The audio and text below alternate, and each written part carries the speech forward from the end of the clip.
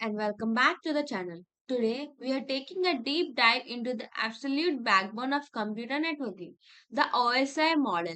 If you have ever wondered how your computer, phone or any device talks to anything else on a network, this model is your ultimate guide. We are going to break down exactly what it means, why it matters and how it works, using all great information from our sources. What are reference models? Before we jump into the OSI model, let's understand what a reference model is. In computer network, reference model are conceptual reference model. Before we jump into the OSI model, let's understand what a reference model is. In computer network, reference model are conceptual frameworks that standardize the function of a network into structured layers. Think of them as blueprints that help us understand, design, and even troubleshoot networks by clearly defining what each part does and how data flows. Our sources highlight two main reference models: OSI, Open System Interconnection, TCP by IP model, Internet model. Today, our focus is squarely on the OSI model. The OSI model, your network's blueprint. The OSI model was developed by International Organization for Standardization. The OSI model was developed by International Organization of Standardization (ISO). Its primary purpose is to divide network communication into seven distinct layers.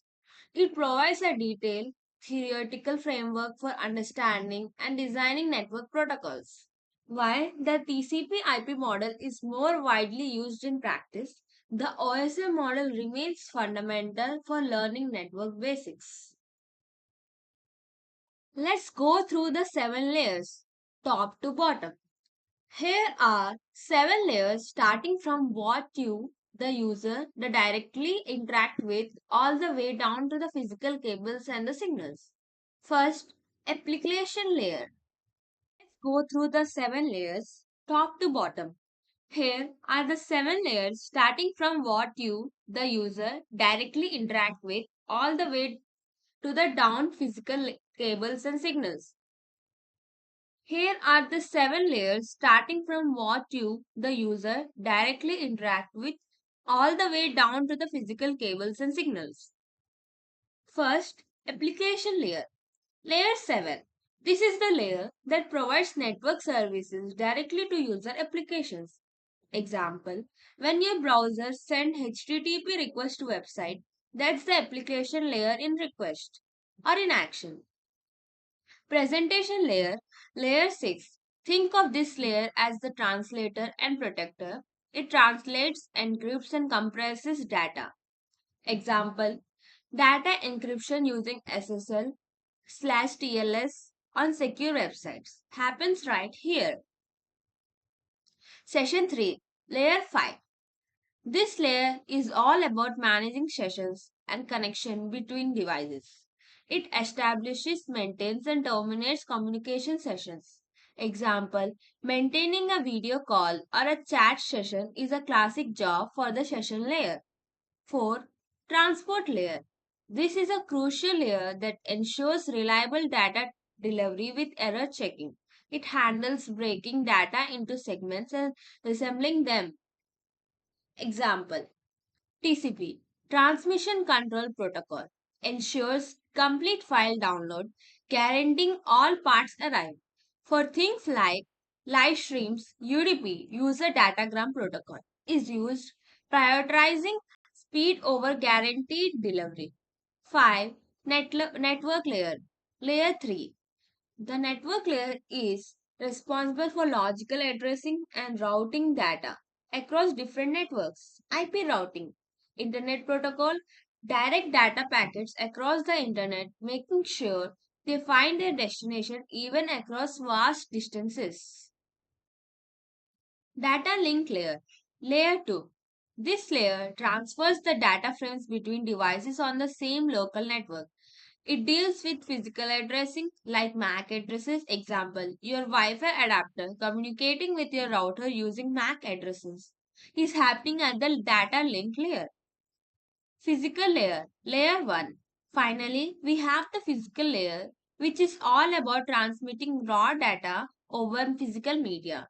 This includes everything from electrical signals in cables to light pulses in fiber optics or radio waves for Wi Fi. Example Ethernet or Wi Fi signal physically carrying data are prime examples of the physical layer in action.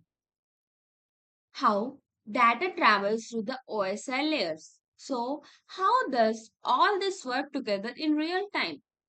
When you are sending data, it starts at the application layer, which is layer 7, and travels all the way down through each layer, ending at the physical layer, layer 1.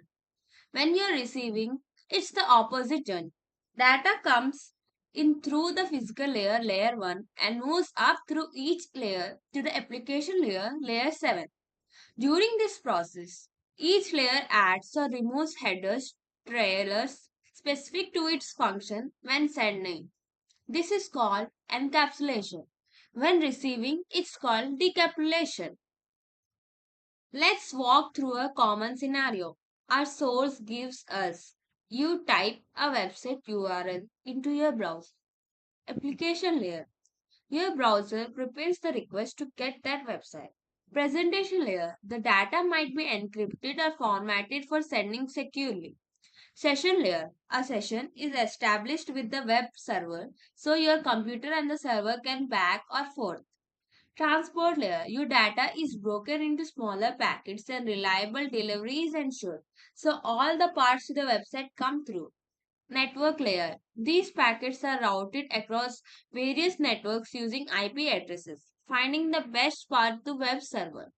Data link layer. MAC addressing is provided for devices on local network, ensuring router knows where to send the data next. Physical layer. Finally, the bits of data are transmitted over your physical cable or Wi-Fi signals out to the internet. Key takeaways. So, what's the important thing to remember about the OSI model? It's primarily a conceptual guidance, not a strict protocol, that every network has to follow perfectly. Its main benefit is that it helps us to understand process of data communication step by step, breaking it down to manageable parts. And even though the TCP/IP model is more widely implemented in today's internet, the OSI model remains absolutely fundamental for learning network based. So, what's the important thing to remember about the OSI model? It's primarily a conceptual guideline, not a strict protocol that every network has to follow perfectly. Its main benefit is that it helps us understand the complex process of data communication step by step, breaking it down into manageable parts. And even though the TCP/IP model is more widely implemented in today's internet, the OSI model remains absolutely fundamental for learning network basics. That's a wrap on OSI model. I hope this deep dive helped clarify how a network communicates. If you found this explanation helpful, smash the like button, subscribe for more tech insights, and let me know in the comments if you have any questions. See you in the next one, which is TCP by IP.